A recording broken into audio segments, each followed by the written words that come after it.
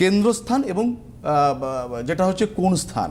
আমরা জানি কেন্দ্রস্থান মানে হচ্ছে 1, 4, 7, 10 এই কেন্দ্রস্থান অর্থাৎ, আর কোন স্থান অর্থাৎ পঞ্চম স্থান, নবম স্থান। দেখুন স্বাস্থ্যকররা বলছে পঞ্চম এবং নবম স্থান হচ্ছে পূর্বপুণ্য স্থান, অর্থাৎ কোনো জন্মছকে যদি পঞ্চম ঘরে কিংবা নবম ঘরে যদি কোনো গ্রহ না থাকে তাহলে আমরা দুর্ভাগ্যের শিকার হই।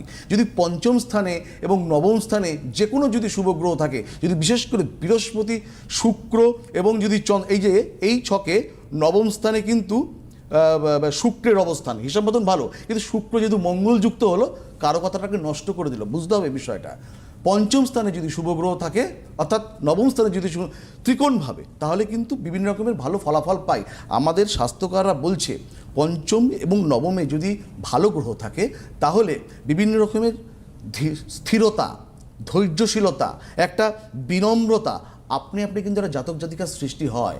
এবং 1, 4, 7, 10 যদি কোনো গ্রহ না থাকে, দেখুন যে কোনো সংযোগকারী শুভ গ্রহ, ধরুন কারো বৃহস্পতি চন্দ্রের জীবযোগ সৃষ্টি হলো, হ্যাঁ, কিন্তু সেটা যদি কেন্দ্রস্থানে অবস্থান করে অর্থাৎ 1, 4, 7, 10 তাহলে আমরা উত্তম ফলাফল পাই।